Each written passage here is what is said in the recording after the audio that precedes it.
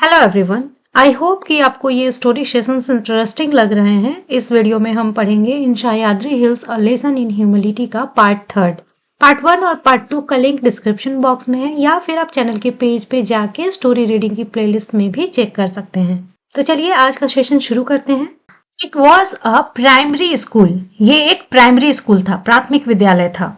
I could see a few children playing outside. यहाँ पे can की पास्ट फॉर्म का यूज किया गया है कुड। अ फ्यू चिल्ड्रन मतलब कुछ बच्चे। प्ले की प्रेजेंट पार्टिसिपल फॉर्म यहाँ पे यूज की गई है प्लेइंग मतलब कि खेलते हुए। मतलब हो गया मैं कुछ बच्चों को बाहर खेलते हुए देख सकती थी।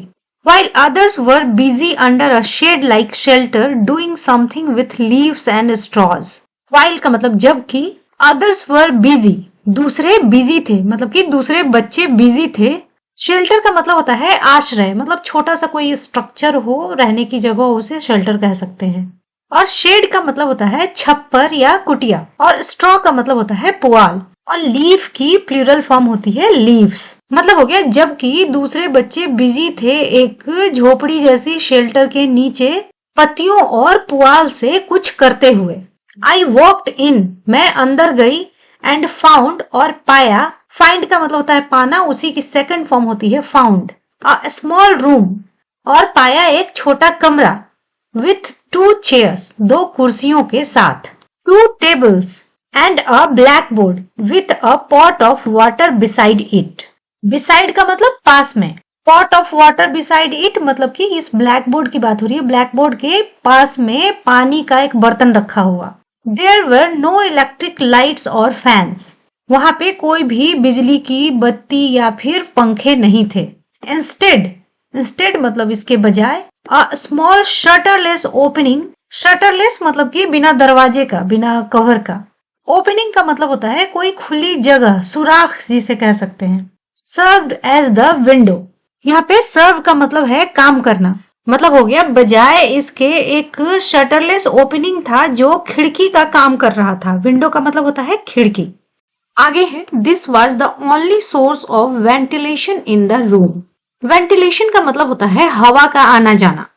सोर्स का मतलब होता है जरिया।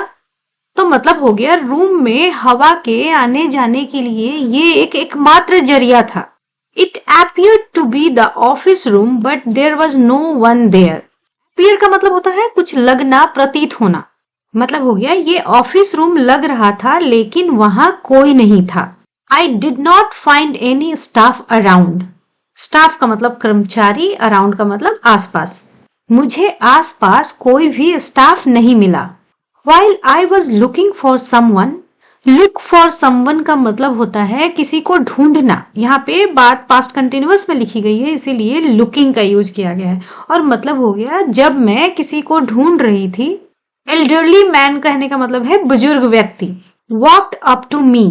वॉक अप टू समवन एक फ्रेजल वर्ब होता है जिसका मतलब होता है चल कर पास आना। यहाँ पे बात पास्ट की है इसलिए वॉक्ड लिखा हुआ है। मतलब हो गया एक बुजुर्ग व्यक्ति चल कर मेरे पास आए। And asked what I wanted और पूछा कि मैं क्या चाहती थी। आई इंट्रोड्यूस्ड माई सेल्फ। इंट्रोड्यूस का मतलब होता है परिचय देना। यहाँ पे पास्ट की बात है इसलिए इंट्रोड्यूस्ड लिखा हुआ है। मैंने अपना परिचय दिया।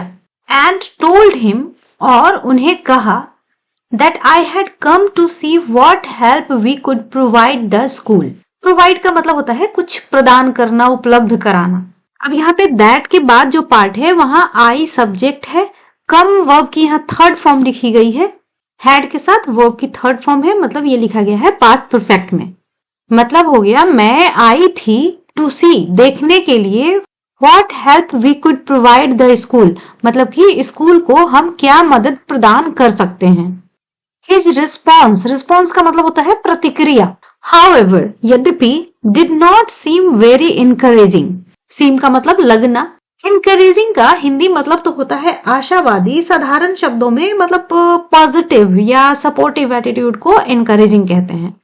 मतलब हो गया उनकी प्रतिक्रिया यद्यपि बहुत encouraging नहीं लगी, मतलब पॉजिटिव नहीं लगी। ऐसा नहीं लगा कि वो व्यक्ति इस बात पे चर्चा करना चाह रहा है। I thought मैंने सोचा I might be able to communicate better. May का यूज किया जाता है पॉसिबिलिटी शो करने के लिए, उसी की पास्ट फॉर्म यहाँ पे लिखी गई है might. कम्युनिकेट का मतलब होता है बातचीत करना, संपर्क बनाना। बेटर का मतलब बेहतर। If I first put him at ease, put someone at ease का मतलब होता है किसी को सहज महसूस कराना। मतलब हो गया मैंने सोचा मैं बेहतर तरीके से बातचीत करने में समर्थ हो पाऊंगी अगर मैं पहले उसे सहज महसूस कराऊं। So I started asking him about his life. यहाँ पे सब्जेक्ट है आई और स्टार्टेड है इसका मेन वर्ब। आस्क का मतलब होता है पूछना और यहाँ पे उसकी जेरंड फॉर्म का यूज किया गया है। कुछ वर्ब्स ऐसे होते हैं जिनके बाद वर्ब की आईएनजी फॉर्म यानी कि जेरंड का ही यूज किया जाता है। उन्हीं में से एक है ये स्टार्ट। मतलब हो गया इसलिए मैंने उससे पूछना शुरू कर दिया उसके लाइफ के बारे में। It turned out that, turn out का मतलब होता है पता चलना कुछ। ये पता चला कि he was the live in watchman come peon of the school. यहाँ पे लिव इन कहने का मतलब है वहीं पे रहने वाला, स्कूल में ही रहने वाला। और यहाँ पे वॉचमैन कम प्यून कहने का मतलब है एक ही व्यक्ति वॉचमैन भी है और प्यून भी है। और मतलब हो गया ये पता चला कि वो स्कूल में ही रहने वाला वॉचमैन कम प्यून था। मतलब कि स्कूल में ही रहता था और वॉचमैन का और प्यून का दोनों का काम करता था। He would double as a tour guide sometimes. अच्छा यहाँ पे डबल एक वर्ब का काम कर रहा है। मतलब कि अपने मेन काम के अलावा कोई दूसरा काम भी अगर कर रहा होता है तो उसी को एक्सप्रेस करने के लिए इस फ्रेजल वर्ब का यूज किया जाता है डबल एज। और टूर गाइड मतलब कि घूमने वाली जगहों पे जो लोग हेल्प करते हैं यहाँ वहां जाने में उनको टूर गाइड कहते हैं। समटाइम्स का मतलब कभी कभी। तो मतलब हो गया कभी कभी वो टूर गाइड का भी काम करता था। मतलब कि वॉचमैन और प्यून तो वो था ही, कभी कभी टूर गाइड का भी काम करता था। इसी बात को कहने के लिए डबल एज का यूज किया गया है। ये एक बहुत अच्छा एक्सप्रेशन है, आप इसको जरूर नोट डाउन करें। But he was not a paid employee of either the school or the government. Employee का मतलब कर्मचारी, पेड एम्प्लॉय मतलब जिसको पेमेंट मिलती हो उसे पेड एम्प्लॉय कहेंगे।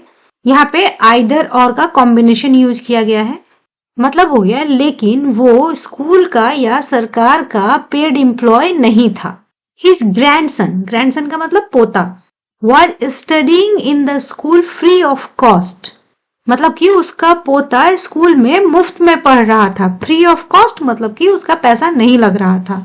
In return for the services which the old man rendered. In return मतलब कि बदले में। रेंडर का मतलब होता है कुछ देना, प्रस्तुत करना। मतलब हो गया बूढ़ा व्यक्ति जो सेवाएं वहां देता था उसके बदले में उसका पोता फ्री ऑफ कॉस्ट पढ़ रहा था।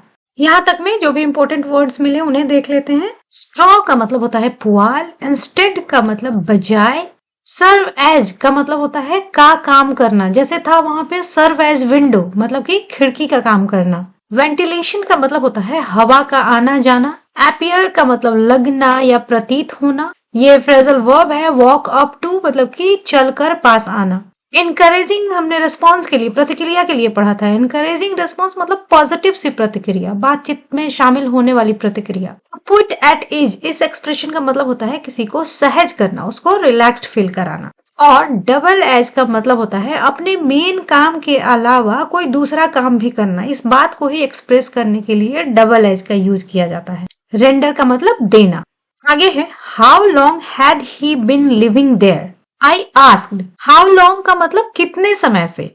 यहाँ पे है हैड बिन के साथ वर्ब की आईएनजी फॉर्म लिविंग। मतलब ये परफेक्ट कंटिन्यूअस का कंस्ट्रक्शन हो गया पास्ट में। अब मतलब हो गया मैंने पूछा वो कितने समय से वहां रह रहा था। फॉर मेनी ईयर्स, बहुत सालों से। ही रिप्लाइड सिंपली, उसने साधारण तरीके से उत्तर दिया। ही लिव्ड इन अ स्मॉल हट in the court yard of the school. हट का मतलब होता है झोपड़ी और कोर्ट यार्ड का मतलब होता है प्रांगण या आंगन। मतलब अगर कोई स्कूल है तो उसके सामने की जो जगह है उसको कोर्ट यार्ड कह सकते हैं।